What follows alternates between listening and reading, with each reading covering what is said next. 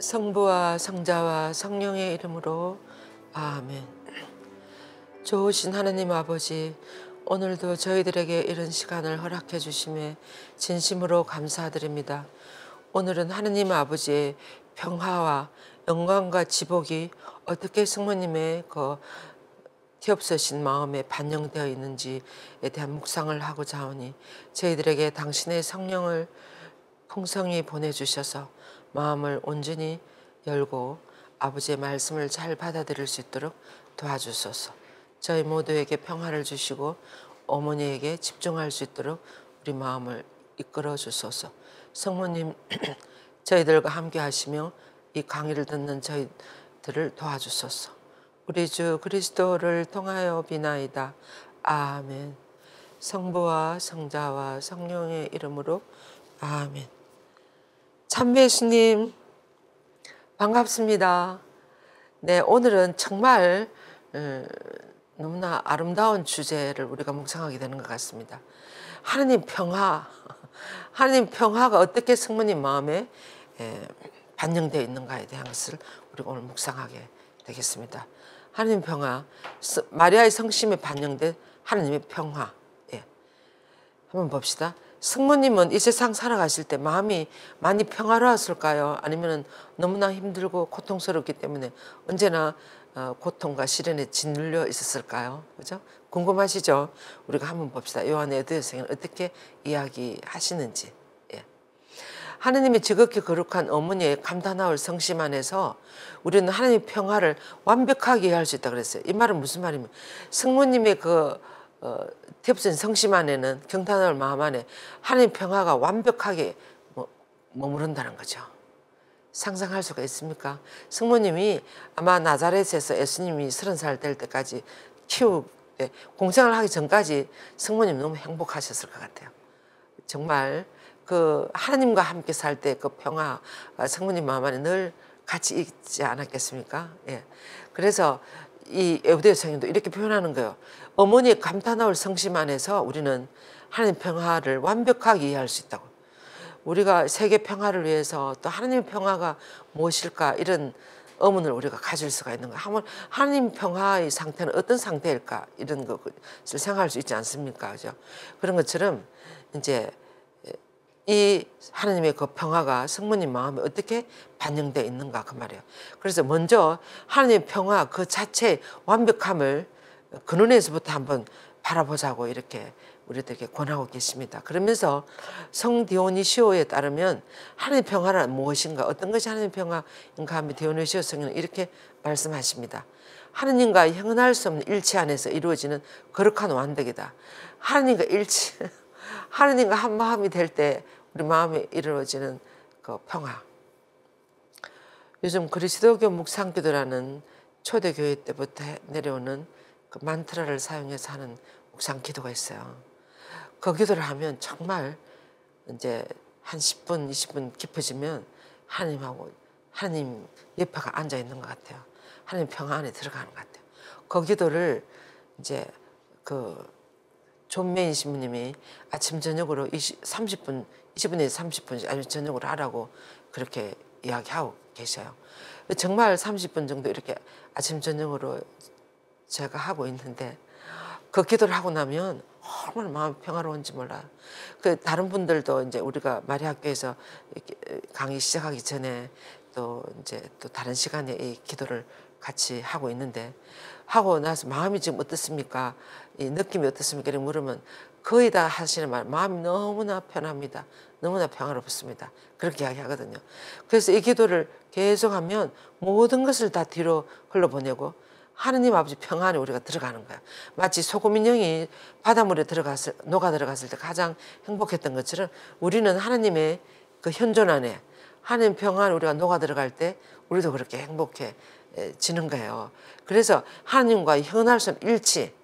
그러니까 하나님 가까이 가면 갈수록, 하나님과 일치하면 할수록 우리는 그 평화를 누릴 수 있게 된다는 말이 되는 거죠. 그래서 이 평화에 대해서 첫째 이렇게 이야기하고 있습니다. 어떻게 하면 하나님의 평화를 우리가 누릴 수 있는가? 하나님께서는 당신의 신적 자아에 대한 형언할 수 없는 사랑으로 당신 자신과 완전한 일치를 이룬다 그래요. 우리 이 말이 무슨 말인가 이런 느낌이 들 때도 있을 거예요. 근데 우리도 사실 나의 어떤 본래의 모습과 나의 깊은 마음하고 내 이 의식적인 마음하고 일치를 한 것 같습니까? 우리가 어떨 때는 마음 따로 생각 따로 몸 따로 이렇게 할 때가 많아요. 근데 정말 우리 자신이 몸과 마음과 정신이 서로 통합이 되면 하나가 되면 그렇게 평화로울 수가 없어요. 바로 아까 그 묵상기도를 하면 그렇게 되거든요. 그래서 이 하느님도 당신 자신과 완전히 일치한다는 거예요. 우리가 우리 자신과 일치한다는 거, 내 본래의 모습으로 돌아간다는 거, 이거 쉽지 않은 것이지만 우리가 그렇게 그런 모습으로 살아가야 우리가 행복해질 수 있는 거죠. 그 다음에 두 번째는 당신의 무한한 신성으로 만약 이것이 늘 영향을 받을 수 있다면 당신이 무한한 신성이 계속 이렇게 영향을 줄 수 있다면 당신의 평화에 영향을 미칠 수 있는 그 어떤 것보다도 그 위에 당신을 무한히 들어 올리십니다. 그래서 당신 평화에 영향을 미칠 수 있는 뭐 어떤 것이 있더라도 그 위에 당신의 평화가 군림한다는 거죠.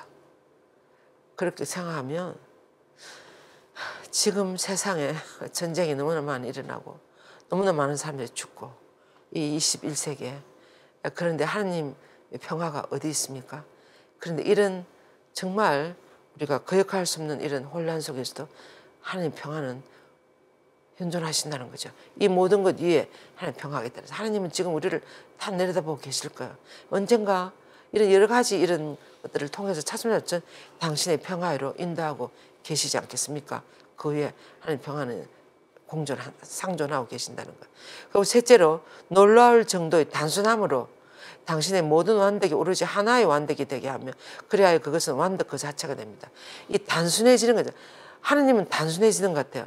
이 묵상기도도 잘하려면 우리가 단순해야 돼요. 복잡한 사람 묵상기도를 할 수가 없어요. 분심이 많이 일어나서.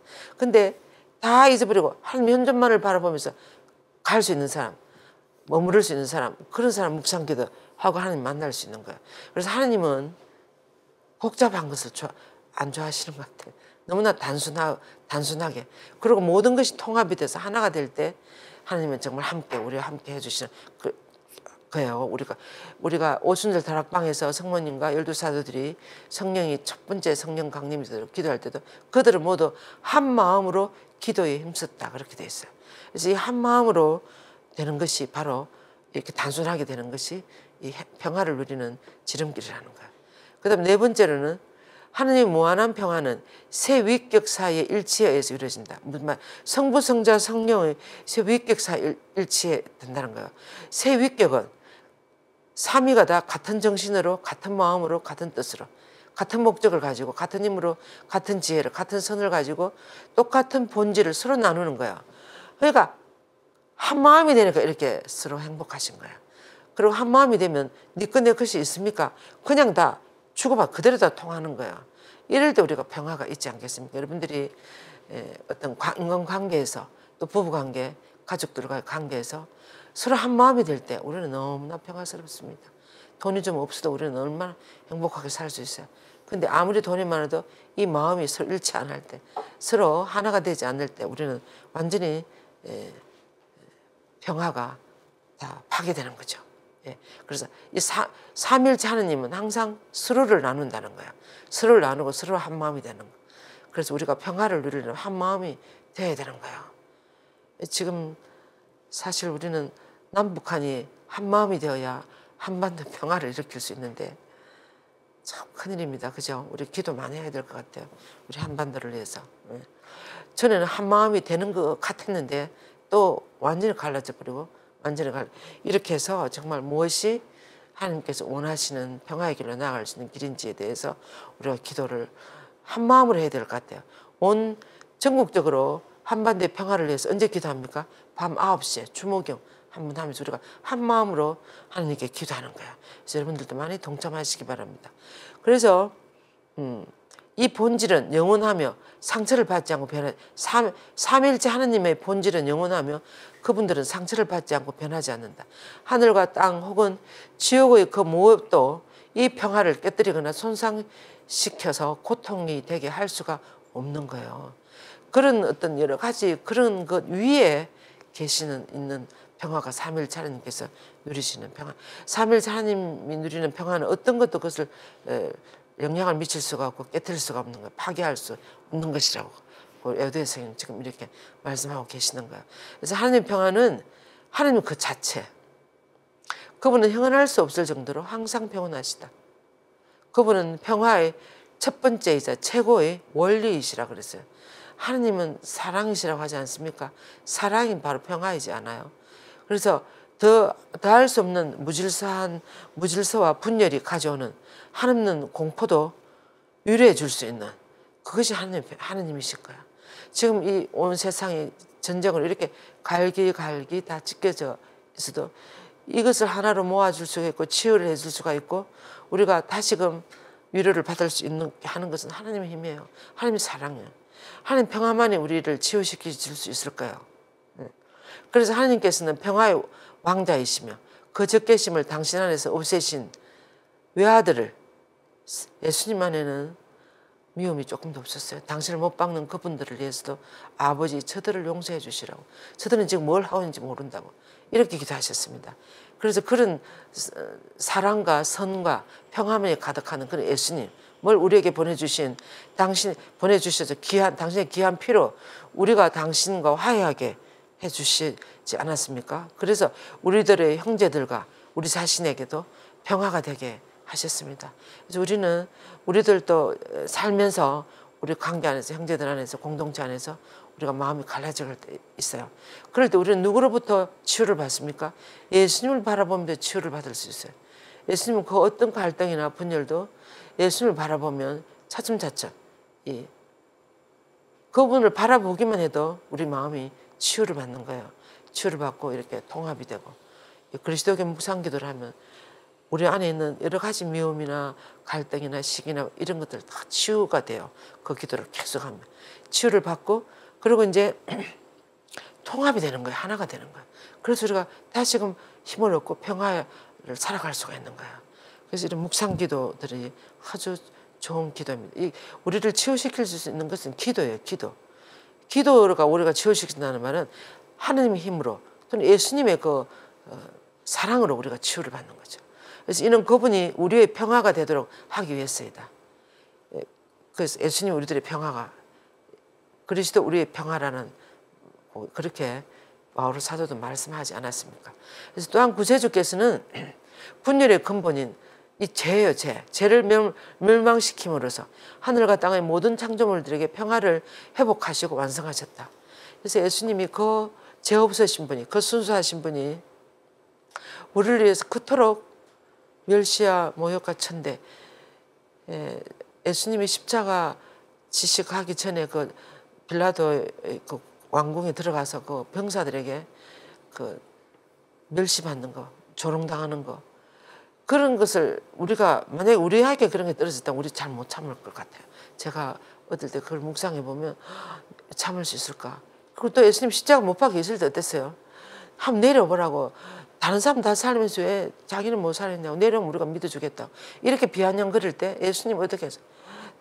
우리가 됐으면 당장 내려가서 보여주고 싶은 마음이 너무나 간절했을 거예요. 그런데 예수님은 그런 멸시나 모욕까지도 끝까지 인내하십니다. 그래서 그런 것이 우리들에게 평화를 우리들의 모든 죄를 사해 주신 거예요. 당신이 대신해서. 그래서 우리 죄를 다 멸망시키고 하늘과 땅의 모든 창조물들에게 평화를 회복하도록 우리가 하나님과 더 올바른 관계를 맺을 수 있도록 인류를 하나님과 화해할 수 있도록 예수님의 피로서 그렇게 맺어주신 거죠. 그래서 그분의 십자가의 피를 통하여 평화를 이룩하시어 땅과 하늘에 있는 모든 것이 그분을 통하여 그분을 향하여 만물을 기꺼이 화해시키셨습니다. 골로새서에서. 그래서 바로 이것이 유스틴 성인이 말하는 하나님의 침묵이라고 칭했던 하나님의 평화예요. 예수님은 끝까지 침묵했어요. 밑에서 온갖 소리를 다 하고 그렇게 해서 끝까지 침묵. 그 하나님의 침묵은 하나님의 평화였습니다. 그게 승리하셨어요. 우리들의 모든 죄를 사해 주실 수 있었습니다. 그래서 이제 하나님의 이 고귀한 평화는 평화의 어머니의 성심이에요. 그것이 그대로 들어가는 거예요. 그래서 그 뛰어난 모습을 새기셔서 이처럼 귀한 열매를 맺을 수 있었습니다. 그래서 평화의 유일한 적이며 분열과 불화의 유일한 원천인 죄는 결단코 성모님이 지극히 고귀한 성심에서 그 어떤 미수한 힘도 발휘하지 못했어요. 성모님이 하나님으로 받은 가장 큰 능력, 가장 큰 은총, 가장 큰 선물은 원죄 없이 잉태되심이에요. 성모님 우리들에게 그렇게 중재를 잘 하실 수 있는 이유는 또 하나님 마음에 그렇게 들 수 있고 또 성령께서 성모님 마음에 들어가서 마음대로 활동할 수 있는 이유는 뭔가 죄가 없으시기 때문에 그래요. 그래서 그런 능력이 있으신 거예요. 그래서 사탄이 성모님을 가장 두려워하는 이유도 성모님 안에는 어둠이 하나도 없기 때문에 빛만 가득하기 때문에 어둠인 사탄이 성모님 가까이 오면 자기가 탄로나고 자기 어둠이 사라지니까 어디 성모님이 있으면 사탄이 안 나타나 가까이 오지를 못하는 거야. 그래서 사탄이 가장 두려워하는 존재가 성모님이라고 그랬습니다. 그래서 성모님은 이 평화의 어머니, 하나님이 주신 이 평화를 누구보다도 잘 받아들일 수 있는 거예요. 그래서 이 고귀한 평화는 보세요. 평화의 어머니의 성심 안에 그 뛰어난 모습을 새기고 이처럼 귀한 열매를 우리들에게 예수님을 낳아주는 그런. 그래서 첫 번째 이렇게 이 모든 분열과 불화의 원천이 되는 죄는 결단코 성모님이 지극히 고귀한 그 성심 안에서 머무를 수가 없어요. 있을 수가 없다는 거예요. 죄가 하나도 없으셨다는 거죠. 둘째로 성모님의 경ton하올 성심 안에서 항상 다스리시는 거룩한 은총은 성모님 또 어떤 분이에요? 원죄 없으실 뿐만 아니라 은총이 가득하시니 기뻐하소서 이렇게 천사가 인사했습니다. 그래서 거룩한 그 가득한 은총은 열정과 감각과 이성의 지배를 받는 동시에 성령의 법 아래에 있는 거룩한 어머니의 육신과 영혼의 모든 기능을 지키시는 거야. 모든 것이 하나님이 원하신 대로 될 수 있도록 이 은총들이 성모님 안에 가득한 은총들이 하나님이 원하신 대로 작동할 수 있도록. 그리고 셋째는 성모님의 성심에 가장 심은한 겸손은 고통과 굴욕에 대한 열렬한 갈망을 심어주었으며 성모님은 평화로운 가운데 그것들을 인내할 수 있었다. 성모님에서도 지난번에 우리가 그 고통을 인내에 대해서 묵상할 때 그 내용이 나왔어요. 성모님 십자가 밑에서 성모님도 막 그 병사들에게 한마디 하고 싶었고 대들고 싶었고 막 그런 마음이 얼마나 많이 일어났겠습니까. 그런데 성모님은 그것을 다 참아받았어요. 그 고통과 굴욕을 또 그 분노를 다 사기면서 인내로 참아내시고 마지막으로 그들을 위해서 기도하는 아들을 닮아서 기도하는 평화의 어머니가 됐었다. 어머니로 남아있었다 그랬어요. 그럴 때 그 인내. 그래서 여기도 나오지 않습니까? 성모님은 평화로운 가운데서 그것을 뭐 때문에 이렇게 또 그렇게 할 수 있었는가 하면 성모님은 겸손하셨다 그러잖아요. 겸손이라는 것이 무엇인가 하면 우리가 내가 아무것도 아니라고 이렇게 겸손할 때 고통과 굴욕과 모욕과 무슨 이런 것도 우리가 받아들일 수 있는 거예요. 왜냐면 내가 아무것도 아닙니다. 다른 사람이 나에게 굴욕을 주고 멸시를 하고 무시를 하더라도 사실은 내가 아무것도 아니기 때문에 아무것도 아니라고 생각하면 그런 걸 잘 받아들일 수가 있는 거예요. 그래서 겸손한 사람은 모욕과 이런 무시를 받아들일 수 있다는 거예요. 뭔가 누가 조금만 말하면 못 받아들이고 팍 튀어나오는 이런 분들은 내 자신이 뭐라고 생각하기 때문에 그렇지 않겠습니까? 내가 그래도 내가 나인데 어떻게 나이 그렇게 할 수 있느냐 이렇게 나오시는 분들은 아직까지 우리가 하나님 앞에서 우리는 먼지라는 거 아무것도 아닌 거 한 방울 물도 안 된다는 거 이런 것들에 대한 인식이 비슷해요. 성모님은 그랬던 거예요. 그래서 성모님은 그 온갖 사람들이 그렇게 심한 굴욕과 무시와 모욕을 줄 때도 그것을 참아낼 수 있었다 그랬습니다. 그래서 이 평화 가운데 모든 것을 인내할 수 있던 건 성모님의 겸손 때문에 그랬다는 거. 그 다음에 또 네 번째로는 거룩한 가난에 대한 성모님의 그 열망. 세 번째는 성모님 겸손에 대한 열렬한 갈망이었다 그랬습니다. 우리가 겸손에 대해서 많이 이야기해요. 근데 겸손이 무엇인가 이렇게 많이 우리가 묵상도 하고 그러지 않습니까? 겸손은 내 본래의 모습이라고 그랬어요. 우리 본래의 모습, 우리 먼지예요. 흙에서 왔어요. 아무것도 아닌데 아무것도 아닌 내가 뭐라고 생각하니까 문제가 생기는 거죠. 난 아무것도 아니라는 거. 이거에 대한 이렇게 본래의 모습으로 머무르고 싶은 갈망이 성모님 안에 너무나 많이 있었다는 거죠. 그리고 또 네 번째는 이 가난에 대한 갈망. 가난이 무엇입니까? 내가 무엇을 많이 가지고 있는가 하고 나를 다 비우는 거 하고 우리를 한번 비교를 해봅시다. 우리는 하나님 앞에서 가난해질수록 은총이 우리 안에 많이 들어온다 그랬어요. 가난해질수록 우리는 행복한 사람, 우리는 부유해질수록 불행한 사람이 되는 거예요. 그래서 성모님은 거룩한 가난에 대한 마리아의 성심의 비범한 사랑은 그 가난을 사랑했다는 거죠. 예수님도 가난을 사랑, 그 성가정이 얼마나 목수일을 하면서 가난하게 살아셨습니다, 이 세상에서. 그래서 지금 가난하게 살아가는 것을 부끄럽게 생각하지 마십시오. 우리가 마음이 비워져 있을 때 또 주위 사람들의 그런 사정을 이해하고 또 그들을 관심을 가지고 할 수 있는 이런 마음의 여유가 있는 것은 마음이 가난할 때 그렇게 될 수 있는 거예요. 그렇지 않고 항상 뭘 가지려고 그러고 항상 불만이야, 항상 더 가지고 싶어, 항상 더 해야 돼. 이렇게 되면 하나님도 그 안에 은총을 넣어줄 수가 없어요. 뭔가 다 비우고 나누고 다 이렇게 다른 사람의 사정도 배려하고 이렇게 할 때 하나님이 은총을 주셔갖고 우리가 더 기쁘게 행복하게 더불어서 살아갈 시노달리다스가 바로 그런 것이 아니겠습니까? 함께 해나가는 거예요. 그래서 가난에 대한 성모님의 비범한 사랑은 늘 그것에 동반하는 슬픔과 불안을 침착하게 견뎌내더라. 슬픔과 불안을 침착하게 견뎌내는 것은 마음이 가난할 때 그것이 가능해진다는 거죠.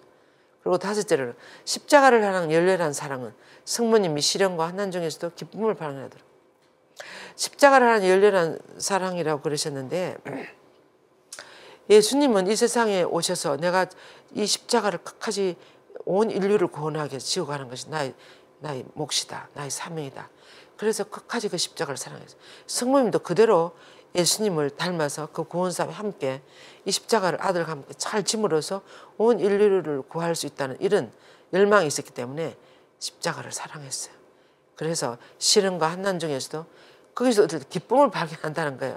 뭔가 우리가 아무리 피곤하고 고통스럽고 힘들어도 해야 될 일을 거의 다 해나가고 보람을 느끼고 피곤해도 어떤 마음 한켠에는 기쁨이 있어요. 그런 것처럼 예수님과 성모님도 엄청난 고통 속에서도 평화와 기쁨이 있었다고 그랬어요. 여기 보면 여섯째, 성모님이 소유한 깊디 깊은 그 평화는 세상을 살아가는 동안에 직면한 고통과 큰 혼란과 변동 중에서도 인내심을 잃지 않게 하셨다. 어떤 어려움이 있더라도 인내심을 잃지 않게 해주셨다. 이것이 보통 이것이 아무나 이렇게 할 수 있는 게 아닌 것 같아요. 그죠?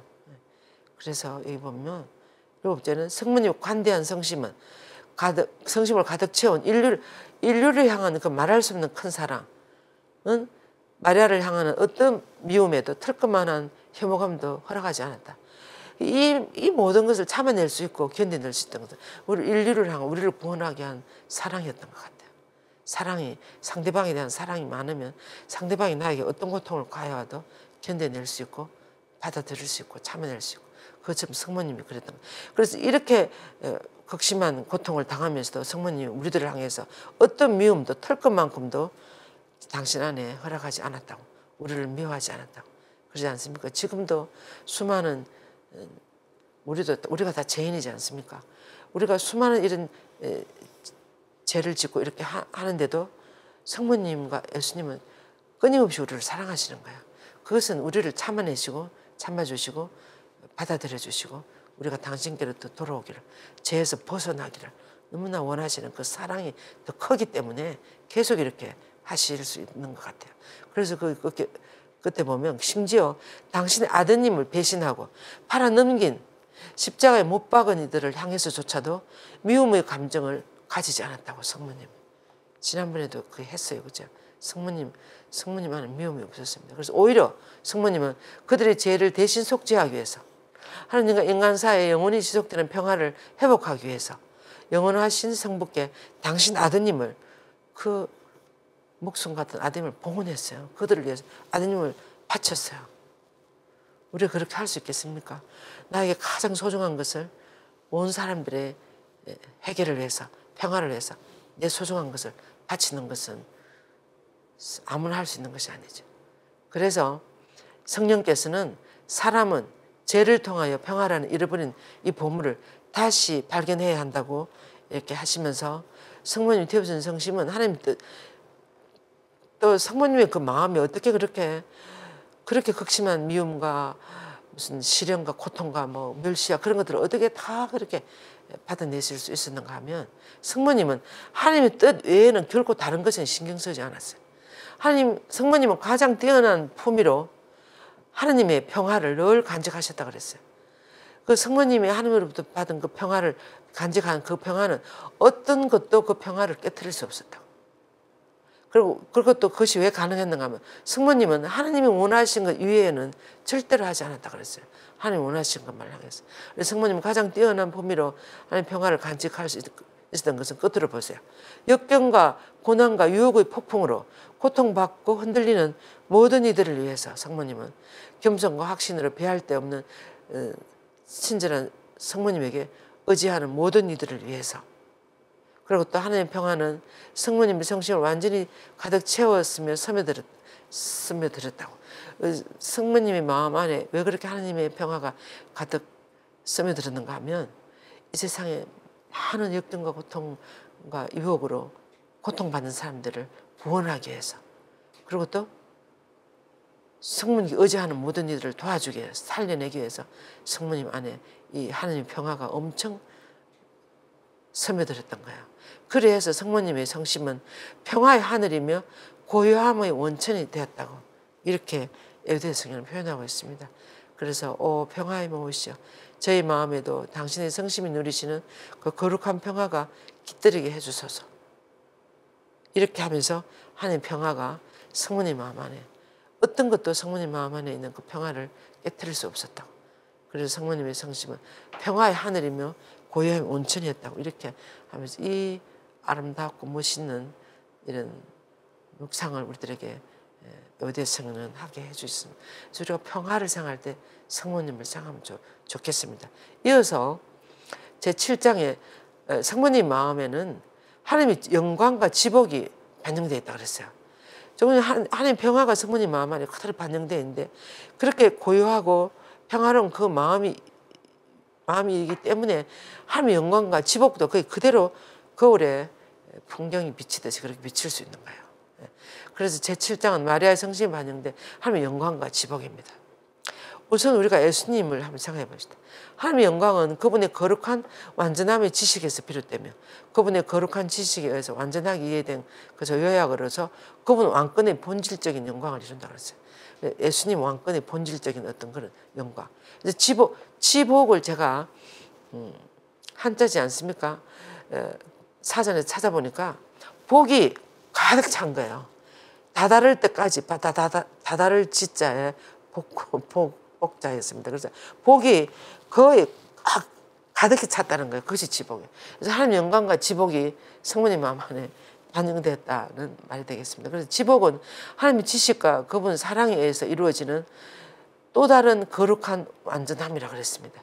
그래서 하나님의 지식과 사랑이라는 이 두 영적인 활동, 하나님 지식과 사랑 결합해서 그분의 거룩한 왕권이 통치하는, 이성으로는 알아들을 수 없는, 말로는 다 표현할 수 없는 그런 천국의 기쁨이 예수님 안에 머물렀다는 거죠.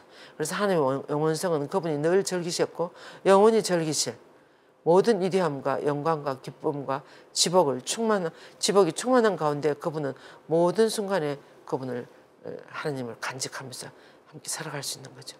그래서 모든 위대함과 영광과 기쁨과 지복이 하나님 마음에 또 예수님 마음에 항상 머물러 있었다는 것입니다. 그런데 이제 나는 하나님의 거룩한 동정 어머니의 성심 안에서 이 거룩한 속성을 발견할 뿐만 아니라 어떤 의미에서는 하나님 안에서와 똑같이 성모님 마음 안에서도 놀라운 영광과 비할 데 없는 지복을 발견한다고 에베소서는 이야기하고 있습니다. 그래서 이를 알아듣기 위해서 우리는 그것은 사랑의 특징, 특히 초자연적인 거룩한 사랑의 특징이라고 그러는데, 이 사랑의 목표는 뭐예요? 사랑의 특징은 뭐예요? 둘이가 하나가 되는 거예요. 상대방을 변화시키는 거야. 그래서 사랑의 목표는 사랑하는 대상을 변형시키는 것을 우리가 기억해야 돼요. 그래서 예수님, 하나님 성모님 너무 사랑하시기 때문에 성모님도 당신들만큼 이렇게 지복과 영광을 누리도록 그 평화가 가득하도록 이렇게 변형시켜 가시지 않겠습니까? 그리고 또 성모님은 하나님의 뜻만을 바라보고 계시니까 그 마음을 그렇게 당신들의 마음과 비슷하게 변형시킬 수 있다는 거죠. 그래서 마치 타오르는 불 속에서 강철이 그 본성과 본질은 잃지 않으면서도 변화되잖아요. 그런 것처럼 성모님의 동정성심을 채우고 있는 강렬하고 뜨거운 강도의 하나님 사랑은 그때껏 결코 없었으며 앞으로도 없을 정도로 강렬한 성모님을 너무나 완벽하게 변형시켰을 것이 틀림없다. 이렇게 하고 하나님이 마음을 먹으시면 뭘 못하시겠습니까? 그래서 성모님 마음 이렇게 당신의 영광과 지복으로 완전히 변형되었다는 거죠. 예. 그래서 지상에 있던 동안에 성모님은 오로지 하나님과 한 마음 한 성심 한 뜻 한 사랑을 아까 저희들이 이야기했어요. 그죠? 그래서 성모님도 삼위일체 하나님도 항상 같은 마음 같은 뜻 같은 성심이었다 그랬는데 성모님도 지상에 있는 동안 항상 하나님과 한 마음이었어요. 그 예수님과 성모님 언제나 일치했습니다. 온 친척들이 예수님을 배신하고 예수님을 떨어뜨려서 없애려고 하고 막 그랬는데도 성모님은 항상 예수님 편에 갔었어요. 그 친척들 편에 가 쓰지 않았습니다. 그분은 오로지 그분이 사랑하시는 것만을 사랑했고 그분이 미워하는 것을 미워했다. 그분 이외에는 도무지 관심이 없었고 그분이 누구예요? 예수님이에요. 어떤 영광이나 영예도 바라지 않았다. 그리고 어떤 만족이나 행복도 취하지 않았다 그랬어요. 성모님. 그러면서 하나님의 영광과 지복은 마리아의 성심 안에 늘 자리하고 있었다고. 영광과 지복 성모님만 있었다. 성모님은 아들 그러면 성모님 마음 안에 항상 영광과 지복이 항상 머물러 있다 그러면 성모님이 아들로 인한 고통과 순환과 슬픔을 엄청 겪지 않습니까? 이런 것을 그럼 도무지 겪지 않았다는 말이 되겠습니까? 특히 예수님 순환 당하실 때 성모님은 아무것도 잃지 않고 강탈당하지 않은 것이 아닐까 이렇게 생각할 수 있지만 그것이 그렇지 않다는 거예요. 오히려 성모님 어떻습니까? 성모님하고는 큰 고통을 겪은 사람 없어요. 고통과 비통함과 슬픔과 아픔은 더욱더 커져갖고 증가되었습니다. 예수님이 이렇게 성령께서 성자의 순환에 대해서 그날 성자의 성심에 깃든 기쁨을 노래한다. 무슨 말인가 하면 그분 성심의 기쁨의 날에 그날에 성령께서는 성부와 성자의 영광을 노래했다. 이건 무슨 말인가 하면 예수님이 지금 겟세마네 동산에 기도할 때도 여기 이제 내려가면 이 성인들이 암브로시오 성인이나 힐라리오 성인이 이렇게 이야기해요. 교부들은 이런 교부들 순환 전날 예수님께서 어떻게 기도했습니까? 아버지 때가 왔습니다. 이제 순환을 앞두고 이렇게 아버지 때가 왔습니다. 아들이 아버지를 영광스럽게 하도록 또 아버지의 아들을 영광스럽게 해주십시오. 그러니까 순환을 당하는 것이 아들을 영광스럽게 해주시는 거. 먼저 아들이 엄청난 순환을 당함으로써 아버지가 큰 영광을 드리고 그다음에 아들도 큰 영광을 받게 되는 거죠. 앞으로 그렇게 되지 않습니까? 그래서 이것을 벌써 아시는 거죠. 그러면서 아드님의 순환은 아버지의 가장 큰 영광이었다고 해석할 수 있습니다. 예수님이 십자가상에 돌아가실 그때 하나님 아버지께 가장 큰 영광을 드렸다. 그 말은 온 인류를 구원해서 아버지께 다시 돌려드렸다는 그런 말로도 해석을 할 수 있겠습니다. 그래서 예수님의 순환 죽음과 부활은 이어져 있어요.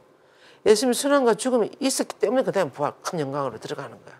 그래서 벌써 예수님은 겟세마네 기도에서 보면 그걸 벌써 다 내다보고 계셨어요. 아버지 때가 왔습니다. 아버지 아들을 영광스럽게 해주십시오. 이렇게 그 기도를 조금 전에도 보세요. 아버지 때가 왔습니다. 아들이 아버지를 영광스럽게 하도록 아버지의 아들을 영광스럽게 해주십시오. 십자가에 높이 매달리는 것을 영광스럽게 된다고 생각하셨습니다. 그리고 그렇게 하신 거예요. 그것이 가장 큰 영광이었다고. 그래서 왜냐하면 그로 인해서 세상의 모든 죄 때문에 하나님께 가해진 모든 모욕이 가장 완벽하게 씻겨지기 때문에 그렇지 않습니까? 그리고 또 그분의 무한한 위대하심에 상응하는 방법으로 창조주를 영광스럽게 했기 때문에 이 순환이 영광이 되는 거예요. 따라서 교회가 크나큰 영광을 주님께 감사를 드리나이다 하고 노래할 때 부활 저녁에 성자의 순환에 대해서 그리고 성부와 성자의 영광을 위해서도 하나님께 엄청난 감사를 드린다는 의미예요. 이렇게 할 수 있도록 해주시죠. 이제 우리는 알게 되었습니다. 예수님의 어머니는 당신 아드님의 것과 다른 어떤 감정도 가지지 않으셨고 또 아들을 향한 사랑의 목적을 위해서 고통과 굴욕을 참내는 것보다 더 큰 영광과 영예를 하나님께 드릴 수 있는 것은 없다는 것을 성모님도 알았어요. 예수님이 가장 고통과 굴욕 중에 너무나 처참한 상황이 있을 때도 이것을 지나가야 아버지께 가장 큰 영광을 드린다는 것을 성모님도 알고 있어요. 그래서 성모님도 끝까지 그것을 참으시고 아들과 함께 하시는 거예요. 그래서 두 분이 이것이 가장 하나님을 영광스럽게 해드린다고. 우리도 살아가면서 어떨 때 엄청 고통당할 때가 있어요. 큰 잘못이 없었고 무슨 내 탓이 아니고 엄청 고통당할 우리가 희생을 한다랄지 또는 시련을 겪는다랄지 이럴 때도 그것을 잘 견뎌내는 것은 하나님께 큰 영광을 드리는 것이 되는 거예요. 그래서 고통이 왔을 때도 너무 두려워하지 말고 우리는 하나님께 도움을 청하면서 그것을 잘 견뎌내면 아버지께 큰 영광을 드리는 순간이 되는 거예요. 고통이 지복으로 바뀔 수가 있는 거예요. 그래서 아들이 모욕적이고 가장 스디슨 순환에서 영광과 기쁨을 얻으시는 것처럼 어머니도 최고의 모욕과 가장 사무치는 슬픔 속에서 가장 큰 영광과 완전한 기쁨을 발견하십니다. 왜냐하면 성모님의 영예와 행복은 하나님께 가장 큰 영예를 드리는 거예요. 그러니까 그분을 최고로 기쁘게 해드리는 것인 거예요. 하나님께 영광 드리는 것이. 그래서 모든 세상 사람의 죄를 다 회복해서 씻고 하나님께 다시 돌려드리니까 큰 영광을 드리는 것이니까 성모님도 한편으로는 너무나 힘들었지만 한편으로는 너무나 기쁘신 거예요. 그래서 그런데 그 같은 행복이 성모님을 고통과 완전히 그렇다고 해서 또 성모님이 예수님 순환하시는 그날 십자가 밑에서 얼마나 많이 우십니까? 얼마나 그 가슴이 다 찢어집니까? 그런 지복과 영광과 지복이 평화가 성모님 마음 안에 있었다 하더라도 고통도 없어지는 것이 아니었어요. 같이 있어요. 같이 공존했어요. 그래서 그 같은 행복이 성모님을 고통과 완전히 단절시켜서 전혀 없게 한 것은 아닙니다. 아들이 돌아가신 이후로 지상에 그 누구도 성모님만큼 그렇게 비참한 사람이 어디 있었습니까? 비참한 고통을 당하죠. 그리스도 안에서 그분의 영혼보다 높은 곳을 차지하고 있는 기쁨은 보다 낮은 곳을 차는 이 슬픔을 깡그리 다 몰아내지는 않은 상태로 서로 함께 공존했다는 거예요. 성모님 마음 안에. 하나님께 영광을 드려서 너무나 감사한 것도 있지만 너무나 슬픈 그런 것도 있지 않았겠습니까? 예. 이처럼 아드님과 함께 십자가에 못 박혀 모욕당하는 순간에 예수님 어머니께서는 견뎌낸 고통과 상상할 수 없는 그 고뇌는 성모님의 영혼과 성심의 깊은 평화와 표현할 수 없는 흡족함을 덮어버리지는 못했다. 어떻습니까? 자녀들이 시험 공부를 할 때 너무 힘들어요. 아이도 힘들고 엄마도 힘들고. 그렇지만 한편으로는 요것만 견뎌서 내일 시험을 잘 치고 나면 너무나 기쁨이 온다는 걸 알기 때문에 어머니와 자녀들이 요즘 함께 가는 거예요. 저도 옛날에 시험 공부할 때 제가 학교 다닐 때 나도 시험이 없는 세상에 한번 살아봤으면 이런 생각이 들었습니다. 근데 정말 공부할 때는 정말 힘들어요. 하지만 그것을 시험을 다 치고 나면 얼마나 기쁩니까? 이 고통과 기쁨은 같이 있는 것 같아요. 예. 그래서 고통을 두려워하지 말아야 될 것 같습니다. 그래서 여기 보세요. 같이 아무리 큰 고통과 슬픔도 그 다가오는 기쁨이 그걸 덮쳐버릴 수는 없다고. 그걸 싹 없앨 수는 없다는 거예요. 그래서 성모님은 그것이 하나님의 뜻이며 그분의 선한 기쁨이라는 것을 알았기 때문입니다. 네. 따라서 지극히 높으신 분의 영광과 지복은 영광스러운 성모님이 지상에 살아가시는 동안에 그 복된 성심이 항상 머물러 있었다는 거예요. 높으신 분의 영광과 지복이 이 복된 성모님 마음에 항상 머물러 있어 고통 중에서도 머물러 있었는데 하늘에서도 그 형언할 수 없는 성심은 하나님의 무한한 영광과 하나님의 기쁨 속에 완전히 잠겨져 흡수되어 있었다는 거예요. 그래서 한번 그 고통을 견뎌낼 수 있었을 거예요. 그래서 거룩한 기쁨과 불멸의 영광은 완전히 변형되어서 모든 천사들과 성인들의 마음을 더 큰 영광과 행복으로 가득 채웠다. 그래서 이 온 인류의 너무나 큰 슬픔과 고통과 시련을 성모님이 그거 다 받아들여서 그렇게 안아주고 위로해 줄 수가 있는 거예요. 성모님 마음 안에는 하나님의 그런 평화와 영광이 함께 머물러 있기 때문에 그럴 여유가 생기는 거예요. 예. 그래서 이런 기도를 하고 있습니다. 요대에서 오 지극히 거룩한 어머니시여 비길 데 없이 크고 끝없는 복으로 가득한 어머니의 성심을 묵상하면서 제 마음은 기쁨에 넘쳐 어쩔 줄을 모르겠습니다. 이 기쁨은 결코 끝날 것 같지 않습니다. 감히 어머니의 사랑하는 아드님의 은총에 힘입어 말씀드립니다. 행여 제 마음이 어머니 대신 이 모든 축복의 선물을 소유한다고 해도 오로지 저는 제 마음을 비우고 그것을 어머니께 드리겠습니다. 그렇습니다. 저는 어머니의 성심이 하나님의 선으로 너무나 풍요롭게 꾸며진 그 보물들 잃어버리는 것을 보는 것보다는 차라리 제가 영원히 없어지기를 원합니다. 이렇게 에우대성에는 기도를 했어요. 예, 이런 기도를 하면서 성모님 마음과 항상 함께 머물러 있도록, 또 성모님 안에 있는 그 슬픔이나 고통이 어머니가 받은 그 지복을 없애지 않도록 이렇게 기원하면서 이 성모님 하나님의 영광과 지복이, 성모님의 생애를 우리가 생각하면 너무나 시련이 많았어요. 고통도 많. 그렇지만 하나님의 영광과 지복도 함께 있었다는 거야. 그래서 그래도 견뎌낼 수 있었고 이제 그 모든 것을 다 해나갈 수 있었다는 겁니다. 우리도 지금 신앙의 여정을 가면서 어떤 어려움이 닥치더라도 하나님께 대한 희망이 있고 믿음이 있어요. 그래서 우리가 견뎌내는 거죠. 우리 순교자들도 마찬가지지 않겠습니까? 그래서 우리가 시련 중에서도 하나님의 영광과 지복이 우리 안에 늘 함께 한다는 것을 명심합시다. 예. 그리고 오늘도 이제 이번 주까지 이 수강자들을 받습니다. 예.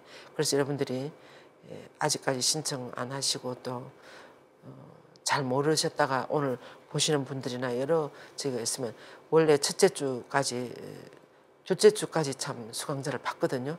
그래서 여러분들이 지금도 신청하셔도 됩니다. 마리아학교에. 성모님을 알면 알수록 지혜를 알게 되는 것 같아요. 지혜롭게 되는 것 같아요.